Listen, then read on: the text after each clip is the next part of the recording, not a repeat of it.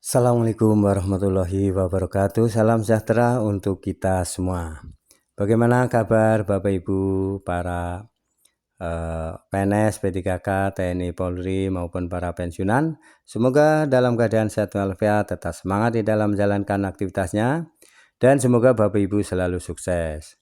Salam jumpa kembali dengan saya, channel Up to Date Mas Guru ya, yang setia untuk membagikan informasi-informasi yang tentunya sangat bermanfaat bagi Bapak Ibu semuanya. Pada video kali ini saya hadir untuk menyampaikan informasi yang penting sekali ya, dan perlu dipahami oleh para guru, para kepala sekolah, para pengawas, penilik, pamong belajar ya, dan semuanya ya, dan masyarakat juga. Karena ini ada satu perubahan ya, di mana istilah pengawas sekolah ini akan dihapus ya. Jadi pengawas ini pengawas sekolah yang selama ini akan berganti ya tugasnya dengan jabatan sebagai pendamping sekolah ya, atau satuan pendidikan. Nah, seperti apa, mengapa, dan bagaimana? Mari kita simak ya. Ini berdasarkan Permen-Pan RB nomor 21 tahun 2024. Baik Bapak Ibu semuanya, bagi Bapak Ibu yang belum atau baru mendapatkan channel ini, silakan Bapak Ibu untuk mendukung channel Up to Date Mas Guru dengan cara memberikan subscribe, like, isi komentarnya. Silakan Bapak Ibu mengisi kolom komentar ya, sebagai pembahasan mengenai informasi berikut ya. Mari kita simak bersama. Sah jabatan pengawas sekolah resmi dihapus. Transformasi dalam jabatan fungsional guru berdasarkan Permen-Pan RB nomor 21 tahun 2024. Nah, seperti apa ya perubahannya? Mari kita simak bersama.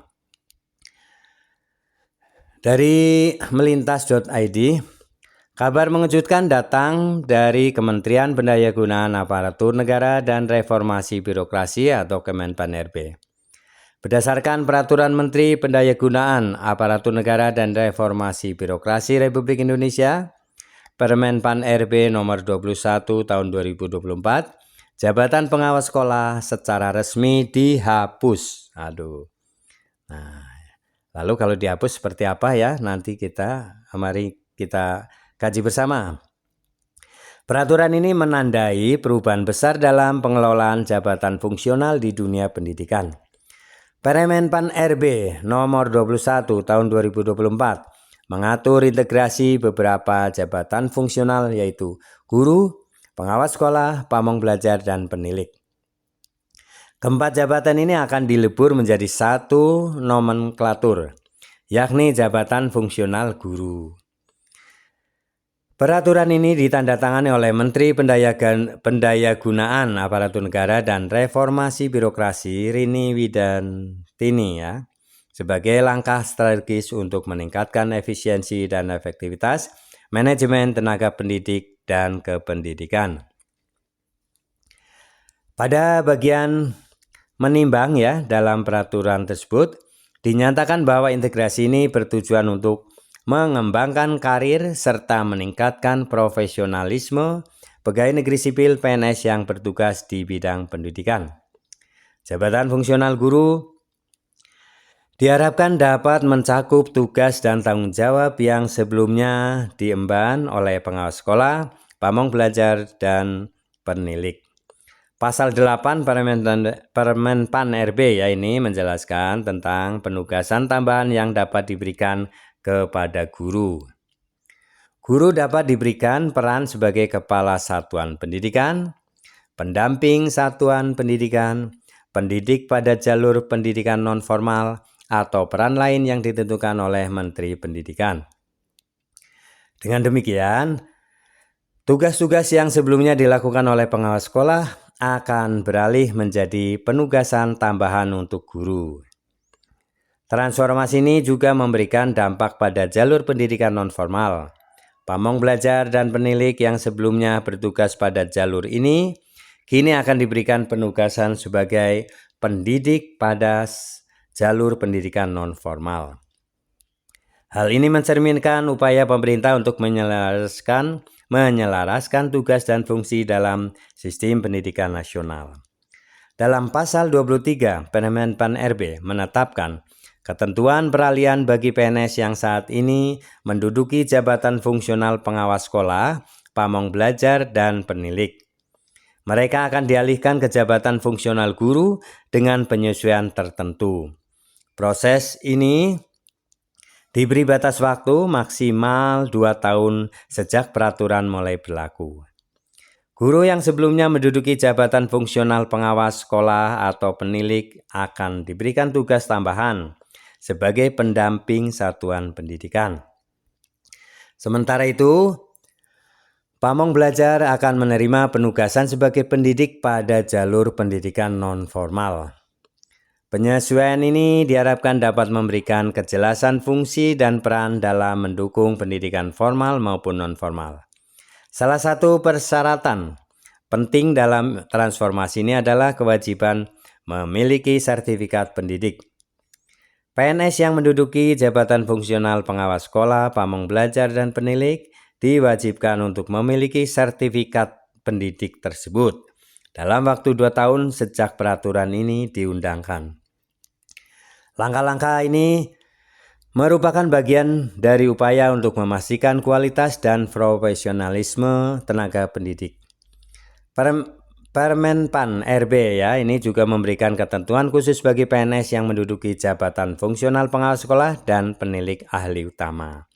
Mereka akan tetap menduduki jabatan tersebut hingga mencapai batas usia pensiun yaitu 65 tahun atau berhenti sesuai ketentuan peraturan perundang-undangan yang berlaku.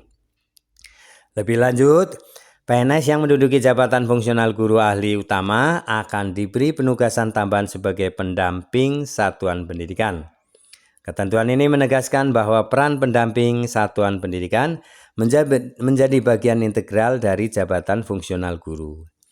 Transformasi ini juga berdampak pada nomenklatur jabatan pengawas sekolah kini berubah menjadi pendamping satuan pendidikan untuk jalur pendidikan formal. Sementara untuk jabatan penilik dan pamong belajar bertransformasi menjadi pendamping pada jalur pendidikan non-formal. Hal ini mencerminkan integrasi yang lebih luas dalam manajemen tenaga kependidikan dengan tenaga pendidik ya. Perubahan ini tidak hanya bersifat administratif tetapi juga mencerminkan perubahan paradigma dalam pengelolaan tenaga pendidik. Pemerintah berharap dengan integrasi ini kinerja dan efektivitas guru dapat meningkat ya. Nah, dengan dihapuskannya jabatan pengawas sekolah, penilik, dan pamong belajar, pemerintah memastikan bahwa tidak ada tumpang tindih fungsi dalam sistem pendidikan. Hal ini diharapkan dapat menciptakan efisiensi yang lebih tinggi dalam pengelolaan tenaga pendidik.